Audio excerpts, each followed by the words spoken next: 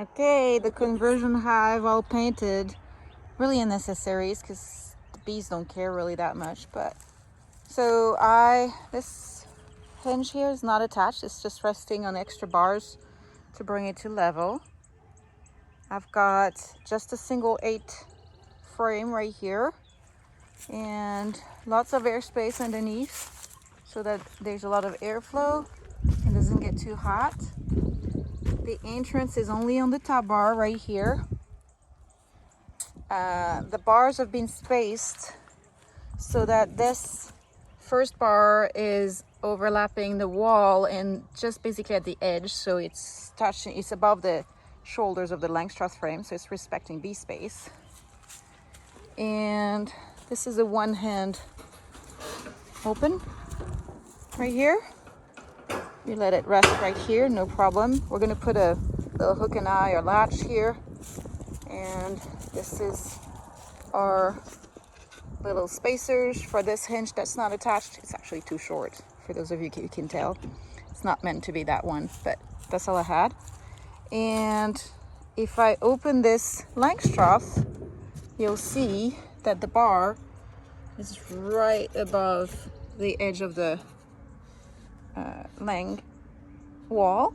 So if the shoulders touch here, they're going to build straight into that bar, onto that bar right here. And because I put that spacer right here, all I do when I close is I push this and it's exactly where it needs to be, bee space wise. So that's a conversion with an 8 frame. If you have a bigger colony that you're trying to convert, you can do that as well. You can put the supers right on top. This is all repurposed equipment, so it's only painted on the outside. It looks pretty on the outside, but not on the inside. There we go.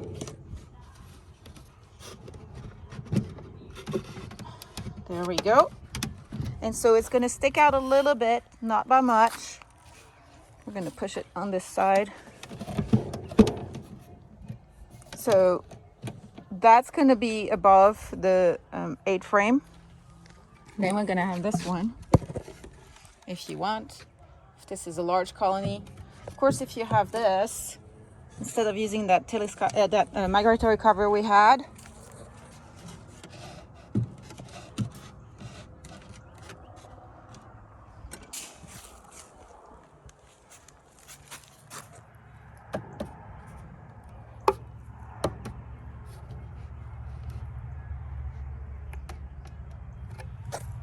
okay, so you could have that additional supers and your telescopic cover if you'd like, or that migratory cover back. Of course, that roof will need to be modified a little bit. So we would take out these 3 screws here, these 3 screws here, and just move the whole roof so that it's not conflicting with the boxes here. So with the telescopic cover and the roofs just touching here over there, we would have the same thing. The roof would stick out a little bit, but that's not a big deal. And we could still have it, if we had another one, we could still have it where we would have these two as hinged, and then the spacers here for that one, it would have to be moved, everything to the edge right here, everything by that much, so that it fits nicely. Not a big change, but this is it. And I'm going to put the inner cover, it's been a long day, the migratory cover on top. If this becomes really heavy, which it could be if there was 2 supers of honey or a large colony with honey in it, I would put a stand underneath, or I would attach vertical legs to at least 1, 2, 3, one in the center here, one in the center here going down, and then one in the center here, and then screw them onto the box. That would be plenty of support. Or you just put, like I said, a stand underneath. This is it.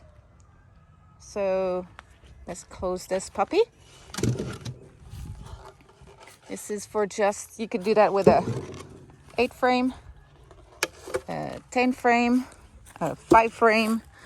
I like to do it with whatever equipment I have the most in my apiary, which is 8 frames, so that it's compatible with any of my colonies, my Langstroth colonies.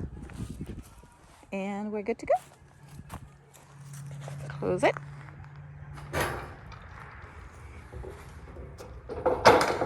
There we go.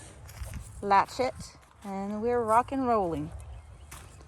So the advantage of these, you can put 2 colonies in there. You can convert your Langstroth very easily. They build onto bars only, so all you need to bring to your apiary is just basically a bucket of bars and spacers,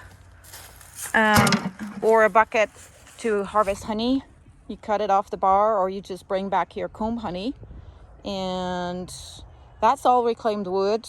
It didn't cost me a dime, but if I were to buy all the wood for this, including the roof and everything, that would be about $60, not including the Langstroth equipment. So I first attached a Langstroth hive that I've cut out to the internal dimensions of this one, and I will take the whole apparatus next to the hive that I want to convert, and I'm going to transfer all the frames from the bottom brood box into this one, add anything that was on top straight onto it, and make sure that the honey, which is a barrier to expansion, is going to the wall, and the brood, open brood especially, is going to that wall. And if you have any comb of tabar already, then you can put it on that first bar, or maybe on that second bar, and then an empty bar here. Encourage them to build in between, and you keep managing that way so that they never really have honey here. If they start putting honey here, you just move it to the back and bring the brood this way, and you keep doing this, and chances are after a while they will be either not using the combs at the back, the frames, or they will have honey that you can harvest. And then if you're done and they've got enough here, and the queen is in here, and the brood is going on, and they're building nicely, so basically it's been converted, then you could just put the the end piece back. You can keep the Langstroth box empty if you'd like, or you could just unscrew it and remove it and put that end piece back together. So the very, very versatile for really very little money, and you get to do both Langstroth frame beekeeping and frameless tabar beekeeping for a fraction of what a whole Langstroth equipment would cost you. That's it. This is the less is more, be mindful conversion tabar horizontal hive. If you don't want to lift heavy supers anymore and you're tired of doing that, just switch to horizontal. Your back will thank you, and the bees will too. So that's it. You guys have a good evening. We'll see you later. Bye.